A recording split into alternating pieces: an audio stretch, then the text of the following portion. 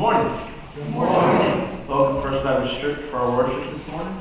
I did have a few announcements that I wanted to make note of before we begin.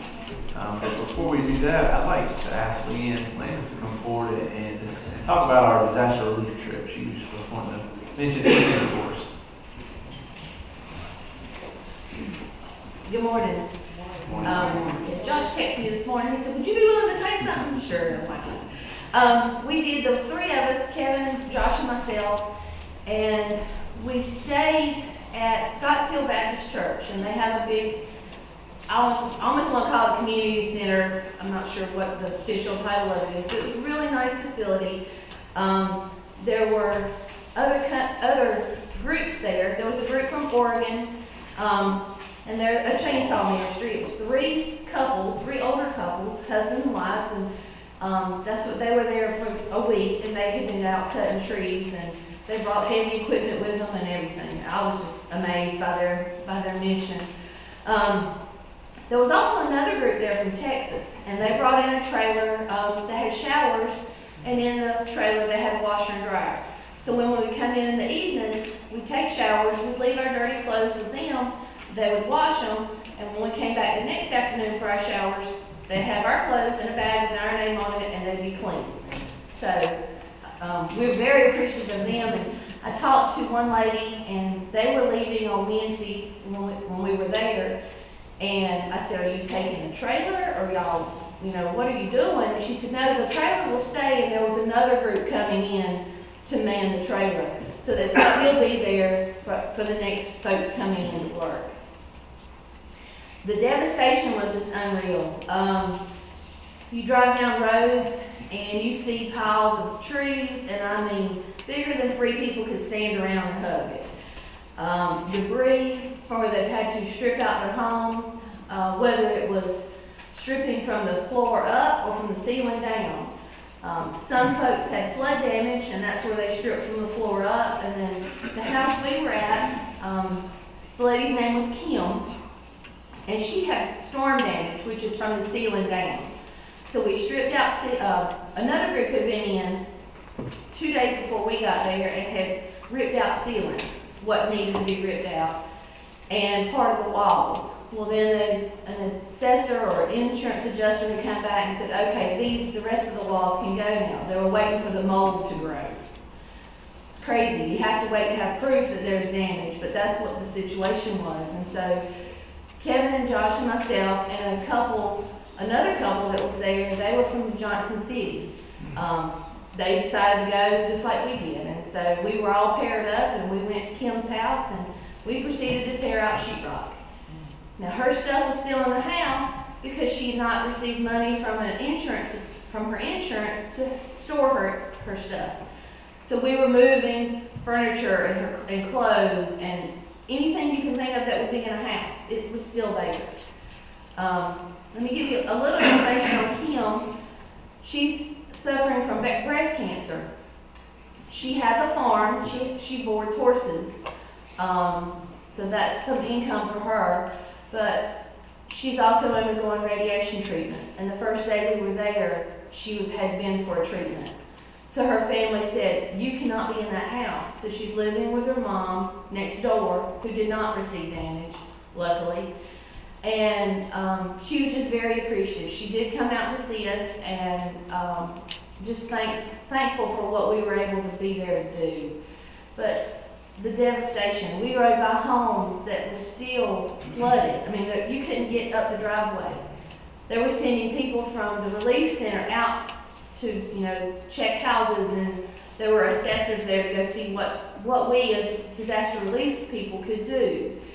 And they couldn't get to them. They had to go through another driveway, drive through people's backyards to get to the home they were trying to get to. So the devastation is going to be long lasting. And so, I mean, it's just incredible what they've gone through, and incredible of how long it's going to take for them to rebuild. I talked with the site coordinator, and I asked him, I said, "So what's next?" And he said, "Well, the group that's there now is disaster relief. There'll be another group another part of the organization comes in and their disaster rebuild. And I've taken part in that when I went to Mississippi after Katrina, and that's where we were helping rebuild a home. But on the East Coast, it's hard to believe. I mean, that's just 3 hours away. Some of it not even that far. I know Laurinburg and all those places were hit too, but 2 hours down the road and people are just like struggling. So we just need to continue to remember them, and hopefully we'll get a chance to go, if not back to Wilmington, somewhere and do some more of that mission work. Thank you.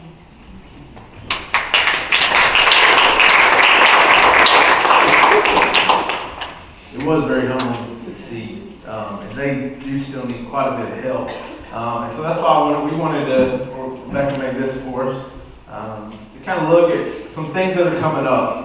And so I wanted to bring you a word about this. The hurricane disaster response, we're collecting items to take to Lumberton. They had requested specific items that we would like. I have a pastor friend that works down there that mentioned this to me, so we're working with them. And then also in your bulletins, you should have received an envelope. And in that envelope, that's going towards the CBF disaster relief fund. And that's 100% of everything that goes there is going to the churches and the people in need. So please consider giving today for that.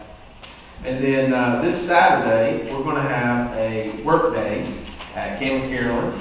They have, 15 to 20 trees down on their property, and they need some help.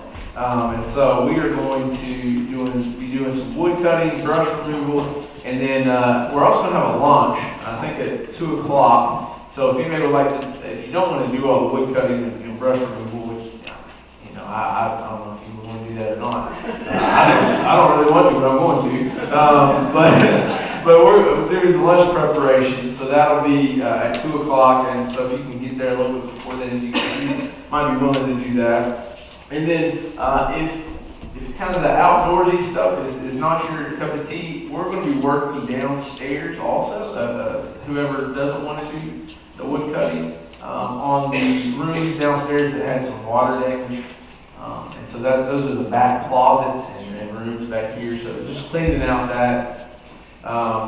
And then other things around the church that need deep cleaning or organizing, kitchen storage areas, some musical areas, etc. So there'll be plenty of stuff to do on Saturday.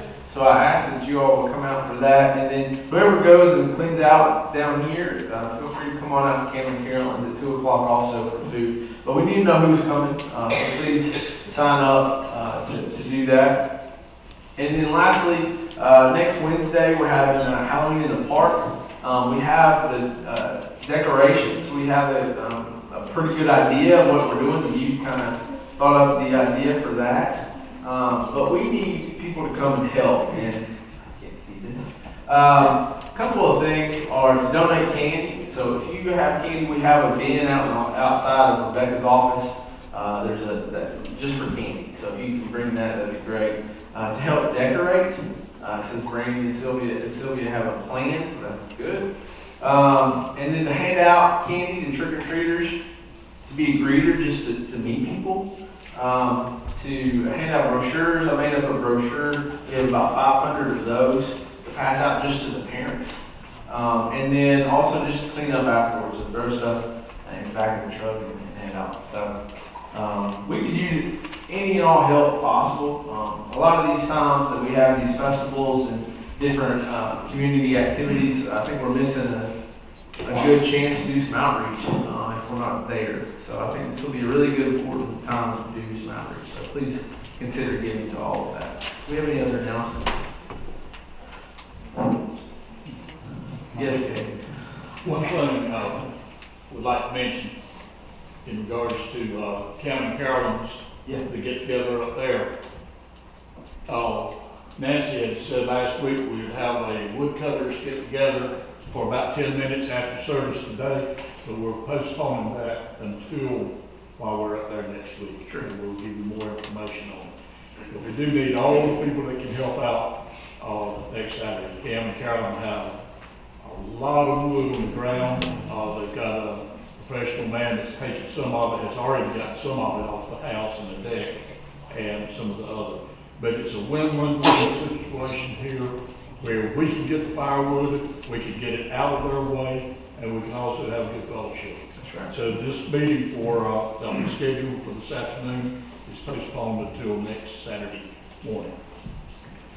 Thank you. Yes, Can you get the address for them? I don't know if everybody knows the address for them, what are you doing there? so we know where to show up. 2721 US 220 North, City Road, and it's right across from Green Thumb Nursery. Okay, so right across from Green Thumb Nursery, it's 2721 US 220 North in Seagrove. So if you're going out there, just give me a call and I'll have that for you. We'll be working by 8 o'clock in the morning.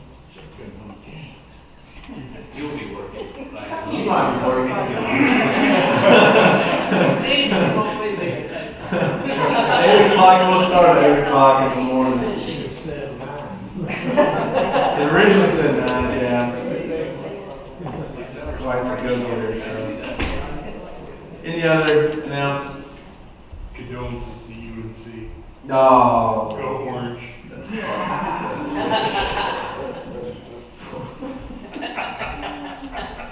I didn't say it. I could. Summer Team 5 is due on Wednesday night, so just be aware of that.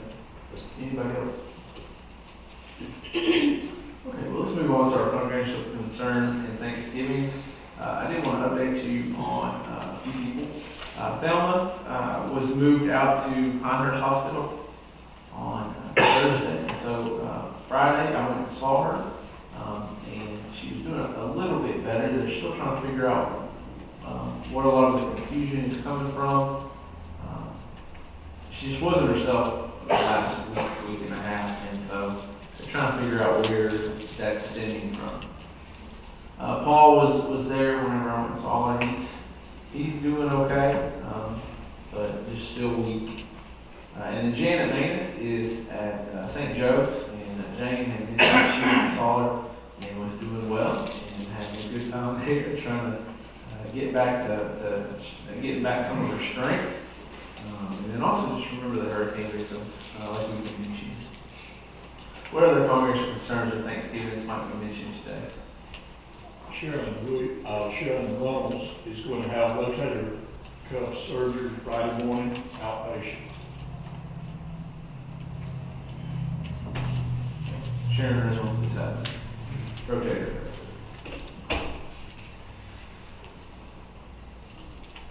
Josh and Andy's surgery went well. They repaired his ligament. He's not in any pain. Doesn't seem to be unable to repair his attitude, but everything else is I saw him on Wednesday. He was still his wonderful self. Anderson. Yeah. Well, Dave's having his surgery on Friday. yeah, that's right. Dave's having surgery on Friday. So. We don't know yet.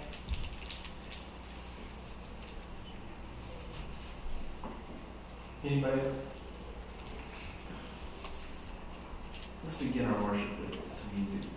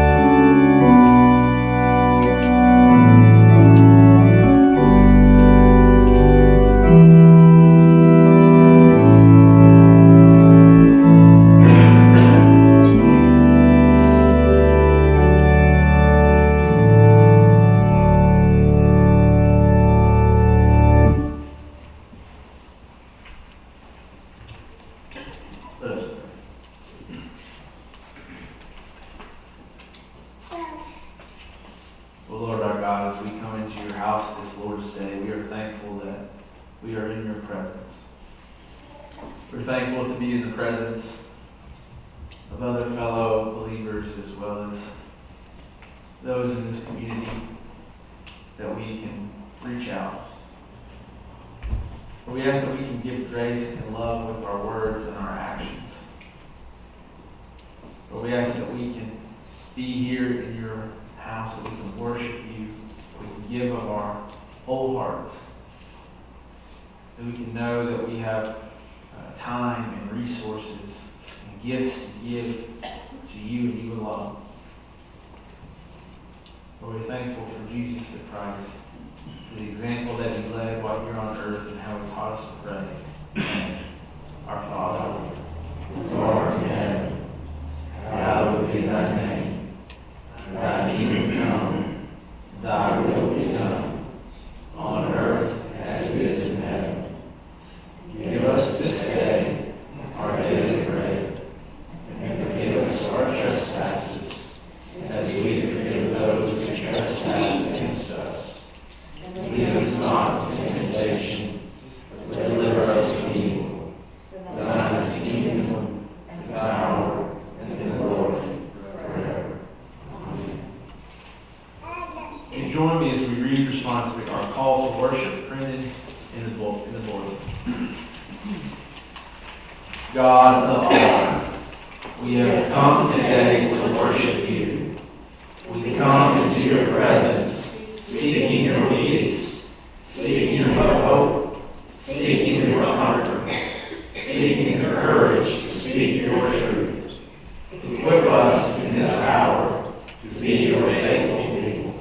You stand as we sing our choral call to worship. Lord, listen to your children praying. Page 389 in your hymn books. Please stand as we sing.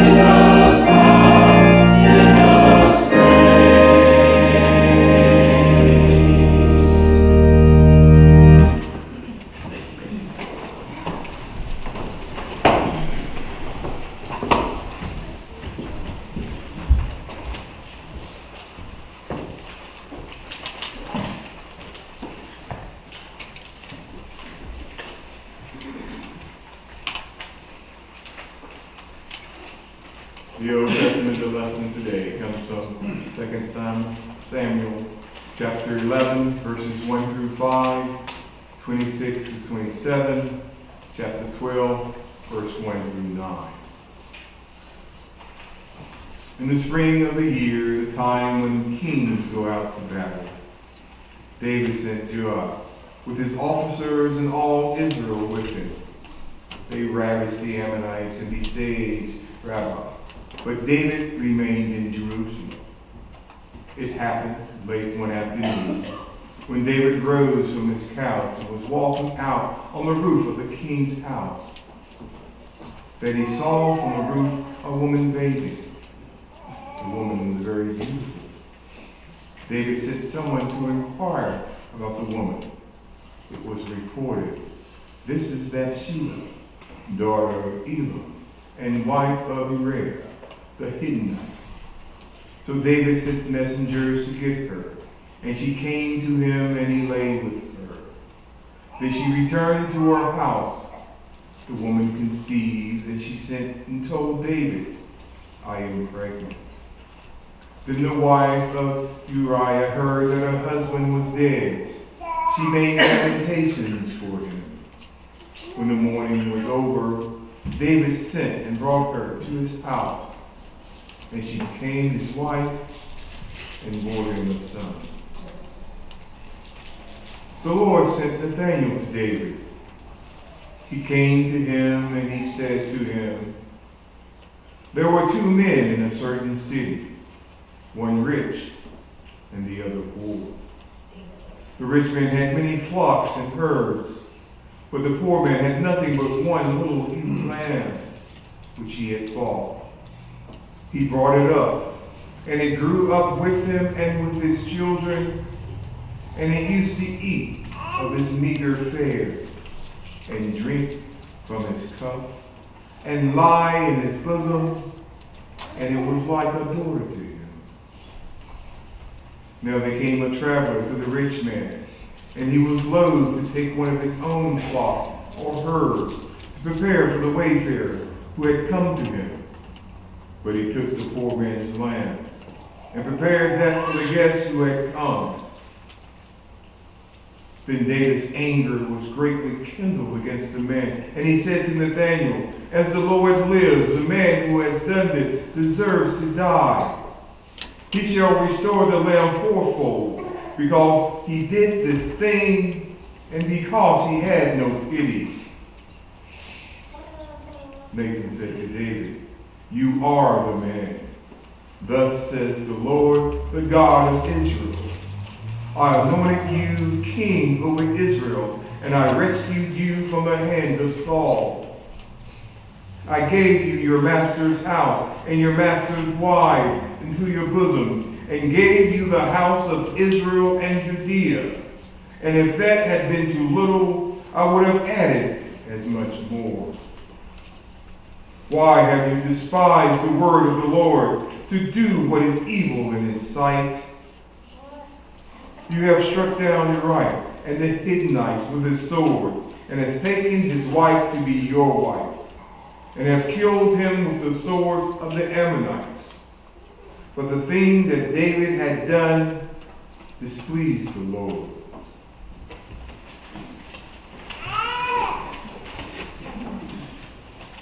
You stand again as we sing our hymn, Be Thou My Vision, page 71.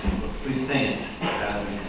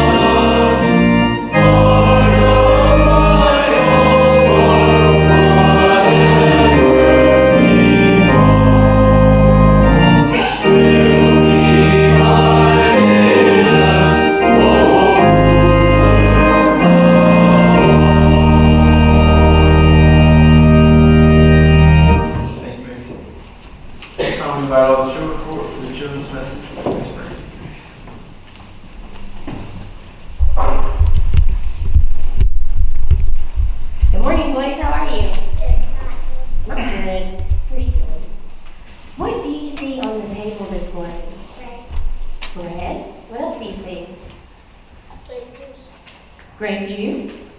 What else do you see? A candle and flowers.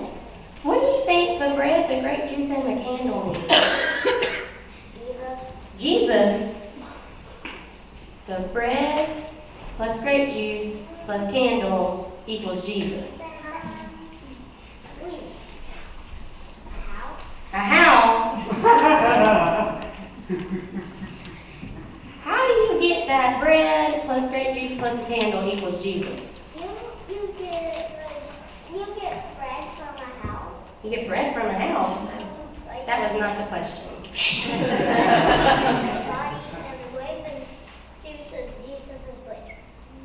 Oh, the bread is Jesus' body and the grape juice is Jesus' blood. So what is the candle? A candle. It's just a candle? That's it? Uh-huh. Well, how is the bread Jesus' body? Hasn't Jesus been dead for a long time? Yeah. So when you die, does your body turn into bread? Well, then how is the bread Jesus' body? Because it came from an owl. Because it came from an owl? Because I see the owl on that thing.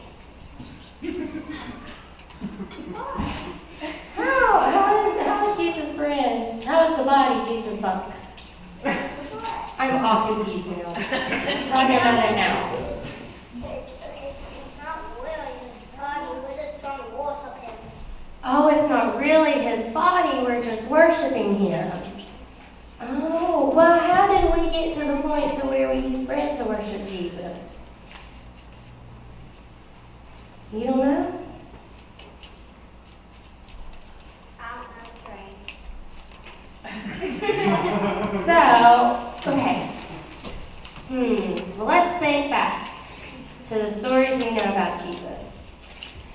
And the ones that are you talking about, how we worship Jesus when we have the bread out. He had a special meal with his friends, didn't he, before he died? Do you remember that? When Jesus had the special meal with his friends before he died? And he had bread, and he had a drink, and he held the bread up, and he said, anytime you eat bread, what are we supposed to do? Think of him. That's right. Every time we eat bread, we're supposed to think of him.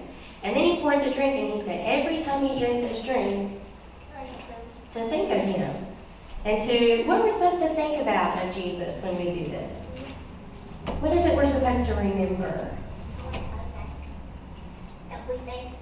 Everything? I think there's something specific we're supposed to remember. That he died for our sins. Oh, that he died for our sins. So when we have the bread and we have the cup, then we remember that Jesus gave his body up to die for us, right? So that we would maybe not suffer and hurt so much. So what about that candle?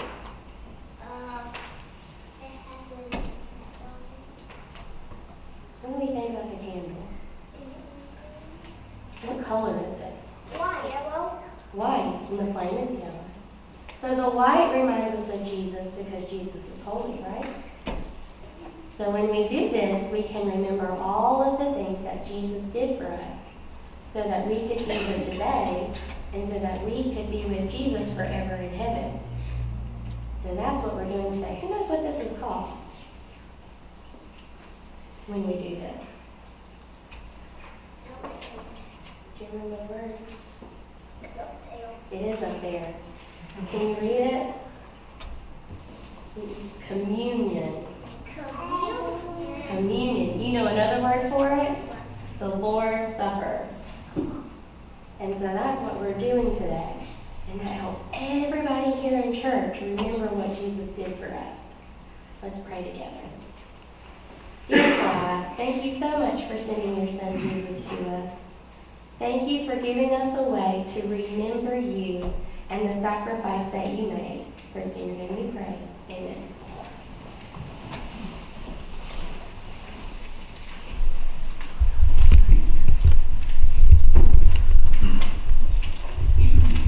This time we're going to observe the Lord's Supper.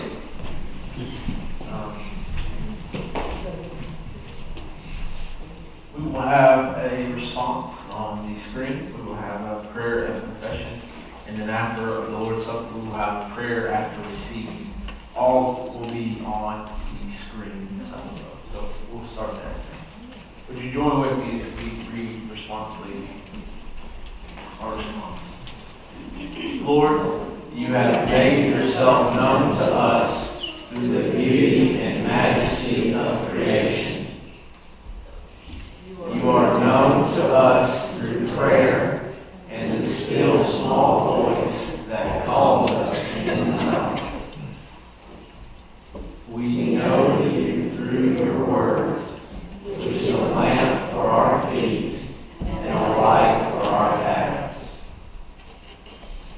You have revealed yourself to us through your Son, Jesus Christ, who was himself the Word, who taught us your truth, died to redeem us, and rose to bring us hope of eternal life. Be present among us today, and be known to us in the breaking of the bread. Join me as we read our prayer confession. Father, we despair that we have so often missed the mark of your high calling. We have not always sought to hear your voice, and when we have heard it, we have often found the cost of following too high. We have not loved or ministered to others as well or as often as Christ taught us. Forgive us, and may your forgiveness free us for greater service through Jesus Christ our Lord. Amen. This time we are going to partake of the Lord's Supper. I'd like to read you from Matthew 25. While they were eating, Jesus took the loaf of bread, and after blessing it, he broke it and gave it to the disciples and said, "Take, eat. This is my body." Then he took a cup, and after giving thanks, he gave it to them, saying, "Drink from it, all of you. For this is my blood of the new covenant, which is poured out for many for the forgiveness of sins." As you come, we ask that you would come on this side and come around and then go to your seat on this side. Bless it, and then please come. Well, Lord our God, we are thankful for this place. We're thankful for this Lord's Supper that we can partake in. And we realize that it is for the redemption and the salvation and the forgiveness for our sins. And may every time we do this in remembrance of you, that we remember the sacrifice that you gave. It's in Jesus Christ that we pray. Please at this time come.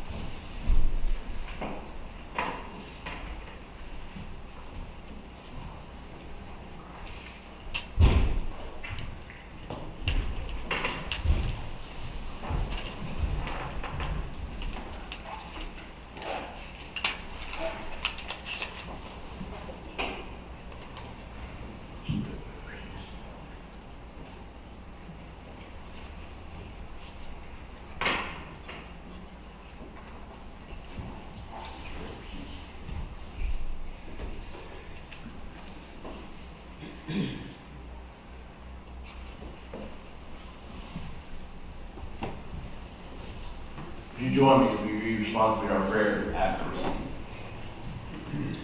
Lord, we remember your body broken and your blood shed for us, that we might have life full, abundant, and everlasting. We pledge anew to share that amazing love by giving ourselves to others. As a people of love, we will serve you. Help us to glorify you in all things.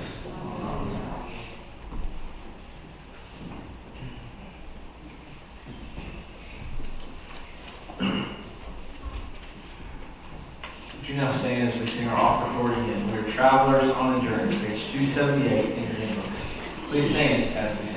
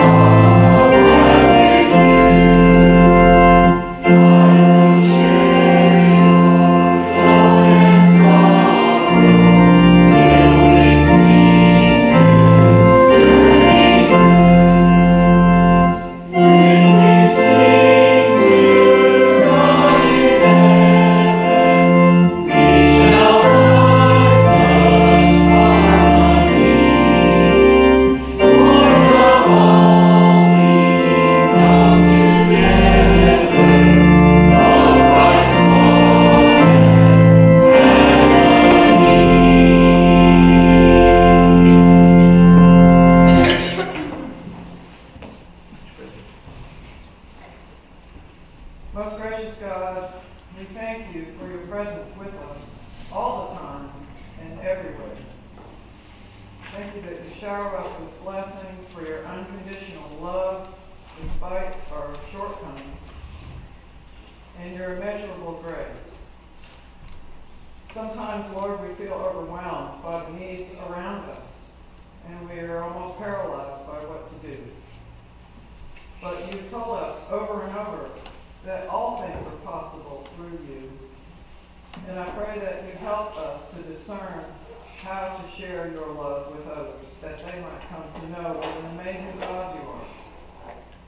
As we come forth with our offerings today, help us to be generous and to have enough faith to remember that no matter what we give, with our time and resources, that you will replenish it tenfold or more.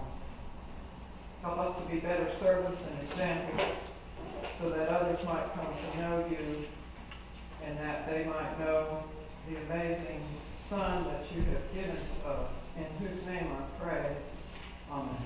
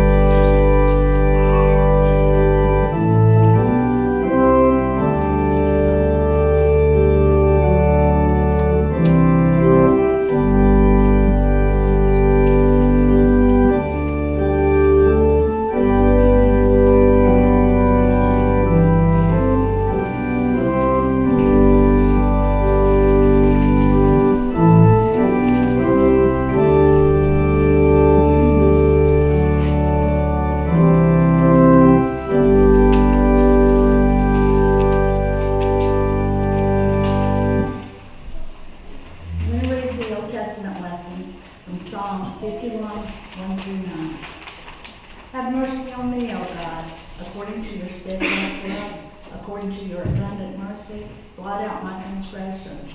Wash me thoroughly from my iniquity, and cleanse me from my sin. For I know my transgressions, and my sin is ever before me. Against you alone, I have sinned, and done what is evil in your sight, so that you are justified in your sentence, and blameless when you pass judgment. Indeed, I was born guilty, a sinner when my mother conceived me. You desire truth in the inward being, therefore teach me wisdom in my secret heart. Purge me with hyssop, and I shall be clean. Wash me, and I shall be whiter than snow. Let me hear joy and gladness. Let the bones that you have crushed rejoice. Hide your face from my sins, and blot out all my iniquities. Lead me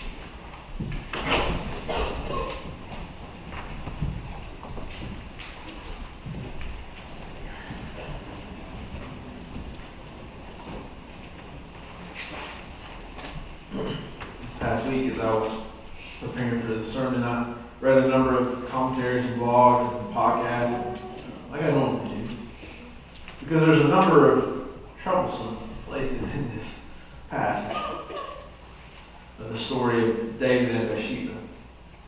What I found, though, in all the research I did on this passage, though, is that too often this is seen as only David's story. It's a story about King David who went astray, confessed, was humbled, and still managed to be a man after God's own heart. The problem I have with this understanding of the passage is that nowhere in it do we actually hear Bathsheba's story. So while she's at the heart of the story, she has no voice in it. I mean, it's disconcerting to say the least that it leads us to a number of different difficult questions, but at the end of all, we must ask, where's God for Bathsheba in this? You know, sexual harassment and abuse claims have taken really center stage over the last, not simply the last couple of years, but just in the last couple of weeks, months. Women from all over are reporting their own stories of rape and harassment and abuse. And it's hard to hear, but what is even more troubling is that some people just don't believe those claims. From the National Sexual Violence Resource Center, there are a few statistics that are difficult to hear. 90% of all sexual assaults are female. Of that number, 63% of the sexual assaults are not reported. From another website, it says that out of 1,000 sexual assaults reported, only 310 are reported. Of 1,000 sexual assaults, only 310 are reported. And out of those, only 57 actually lead to an arrest, and still out of that number, 6 actually go to prison. And I don't give you these statistics for no reason at all. I give them to point out that what happened to Bathsheba is still happening today. There's still a sobering amount of times that people in Bathsheba's situation are going through so much pain and hurt and have very few choices. You know, much has been said over the last few months over why sexual assault claims are just now being reported, and there are a number of reasons, but for some of them, we can see from Bathsheba's situation here. David was the king. He had arranged her husband Uriah's death, had taken her as a wife without any consent. I mean, in that situation, there was not going to be any justice if she spoke out. There was going to be death. Threat of her life, of her baby's life, further mistreatment, and a scary real lack of personal security after Uriah had died. They were all very at play in Bathsheba's situation. She never had an opportunity to voice her pain over what David did, but still God sets in motion this divine justice on behalf of Bathsheba through Nathan. This divine justice, which was still lacking in so many ways, was at least a start that we as Christ followers should continue even today. When we hear allegations and claims of abuse, our response should always be compassion and mercy for the victims. Sure, there's a very, very small minority that may speak false claims, but that doesn't matter. Our response should be grace in difficult situations, not judgment. At the heart of this story are these troubling details about the abuse of power with David and the victimization of Bathsheba. When we look closer, we see that our response should follow what God does in exposing the abuse. And we should sympathize with the victims, with Bathsheba. But the story sets itself up to describe David's place in his life right then. In the springtime, nations would gather and then they would go to battle. These were constant and mainly just land grabs for nations. Typically, kings would go to battle, though.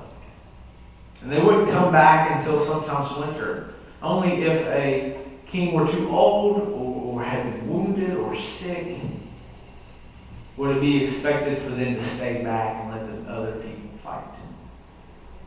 With David, however, we see none of that. He's still young. He's not wounded. He's not sick. So we can only assume that he's ditching his royal responsibility to stay home. He's essentially draft dodging his own war. So not only does this give us context for what is coming, but also why we find David in Jerusalem with nothing to do on a spring afternoon. He's on his couch and walking about on the rooftop palace. Essentially, he was taking a nap one afternoon, not doing anything of importance because all the battle and all the business was away from him. And then he sees Bathsheba. Now, in the ancient biblical times, houses had these rooftop settings, much like our backyards. In the hot afternoon sun, a breeze would pass over the rooftops, cooling the place and to make it a nice place to relax in the heat of the day. Now, David as king would have had his palace at the highest spot in Jerusalem. And he could easily look out on his entire kingdom. And there's this phrase that has been handed down for centuries. It's often attributed to Geoffrey Chaucer that says, "Idle hands are the devil's tools."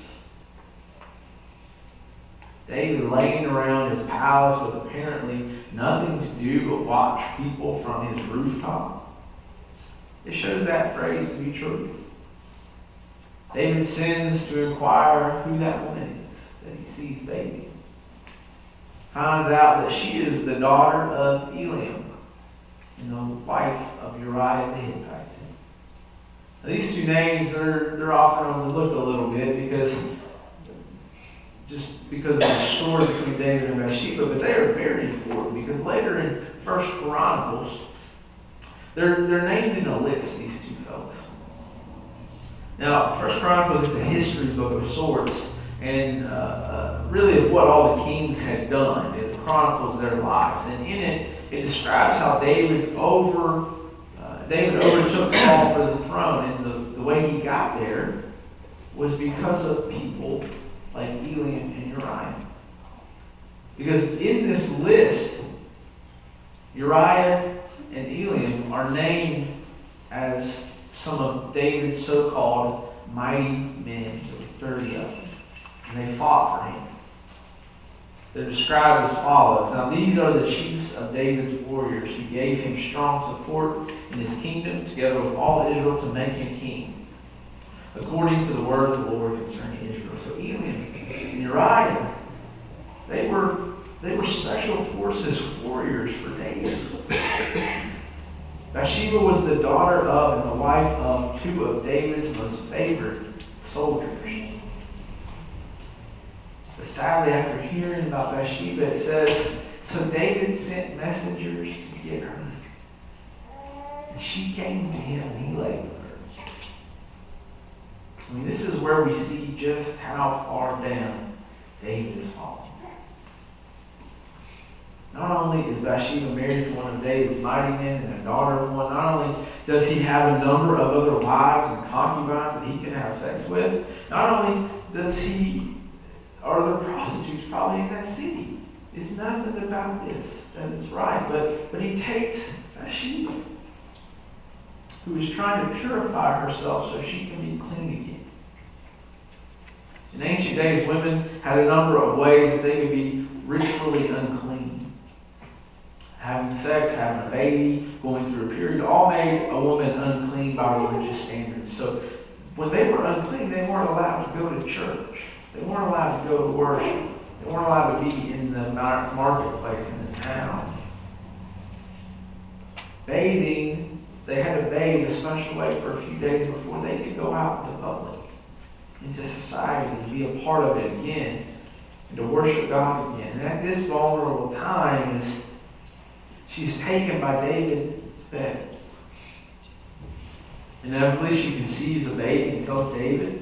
David then sets a plot in motion to cover up what he had done, and cover up only furthers David's fall from grace as he has Uriah killed, and even some of the other soldiers that were with Uriah are killed.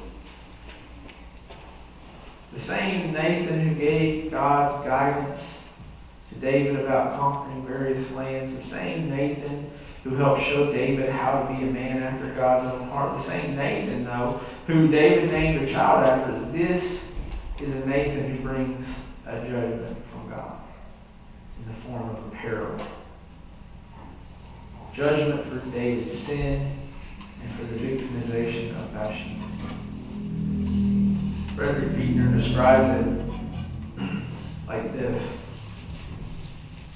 David had successfully gotten rid of Uriah the Hittite by assigning him to frontline duty, where he was soon picked off by enemy snipers, and after a suitable period of mourning, David then proceeded to marry Uriah's gorgeous young widow Bathsheba. The honeymoon had hardly started rolling before Nathan came around to describe a hardship case he thought David might want to do something about.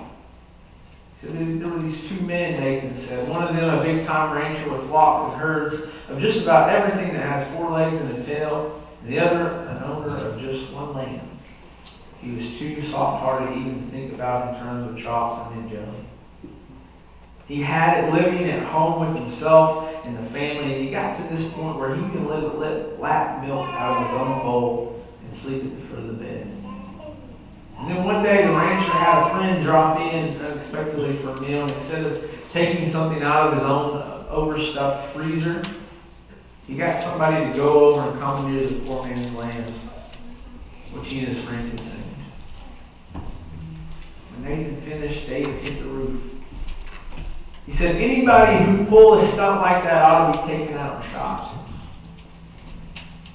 At the very least, he ought to be made to give back 4 times what the land was worth. And who was the greedy, thieving slob anyway? He wanted to know. Nathan said, take a look in the mirror next time.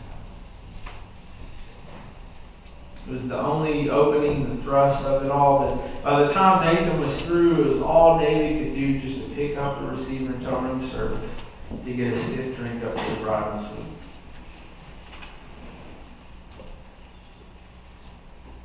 Divine justice comes in many forms.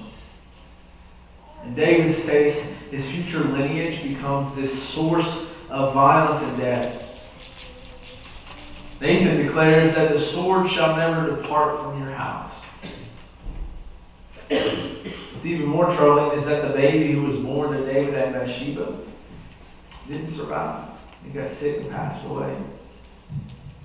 From everything that had occurred, Bathsheba, for a time, was really left childless and married to a man who sexually assaulted her and then killed her firstborn. So we ask again, where is God for Bathsheba here? I mean, it's hard to see in the short term where God is when people are found victimized by those in power. Otherwise, oftentimes, a victim's only hope and strength comes from the fact that God is there with them in the midst of the tears, providing grace, setting into motion some divine justice, whether in this life or the next. It's hard to find solace in that, though. But at the end of the day, we are called to do just that, to offer our presence to those who are hurting, to provide grace in times of desperation, and to speak words of truth and comfort for those who need justice. As I was looking at various translations for the scripture today, I noticed many had different headings for the chapter. Most said something about David, like David's sin and sorrow, or David's sin. Some included Bathsheba with the simple title, David and Bathsheba. But a few actually had more descriptive titles. Titles like David's adultery with Bathsheba, or David meets Bathsheba, or David sins with Bathsheba. Or probably the worst of them all, Bathsheba, David's greatest sin. Some make it sound like it was this cute blind date experience between David and Bathsheba that went wrong. But others sound like Bathsheba is just as much to blame as David. And I know that the culture of the day was patriarchal and that David's place as a man after God's own heart probably lessened the severity with which blame was placed on him because he did so many other good things. But privilege has always been a problem in culture. But this shouldn't sit what's right with us. Sadly, though, we hear many of the same things. We hear she asked for it. Your boys will be boys. Well, she was drunk. Did you see what she was wearing? She didn't say no. And all of these represent a world that sees justice as only for the few privileged, and we as Christians have to fight against that. We have to take on the humbling tone of what David would later write in Psalm 51. It was a psalm of confession, a pleading for forgiveness. It's a psalm that is described as being written after he was confronted by Nathan about the affair with Bathsheba, and after all that he had done to Bathsheba. Maybe he not only said it to God, but maybe to her as well. And he wrote in the Message translation, "Generous in love, God give grace. Huge in mercy, wipe out my bad record. Scrub away my guilt, soak out my sins in your laundry. I know how bad I've been, my sins are staring me down. You're the one I've violated, and you've seen it all, seen the full extent of my evil. You have all the facts before you. Whatever you decide about me is fair. I've been out of step with you for a long time and in the wrong since before I was born. What you're after is truth from the inside out.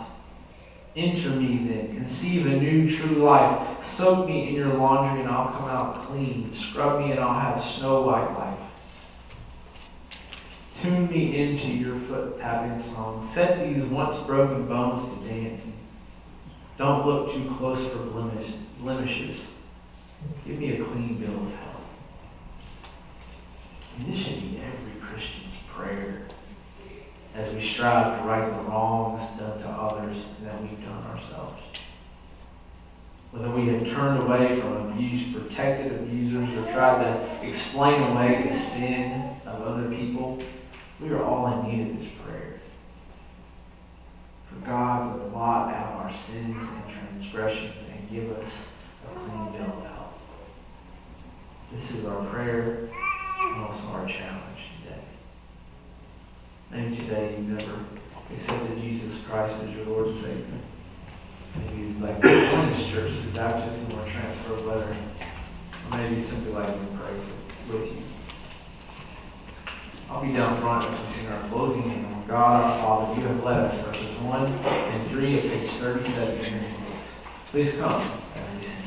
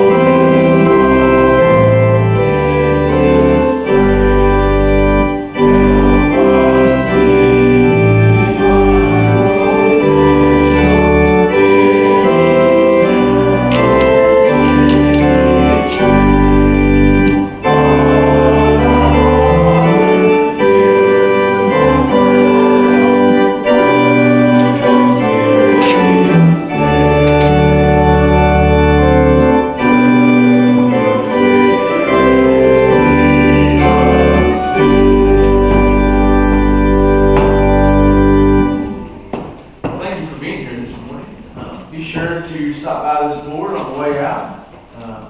Sign up for what you can, and we appreciate any help that you would be willing to offer.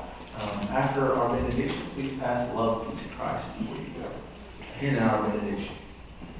As we go knowing that you are with us, that your grace and your love that go before us, they follow after us,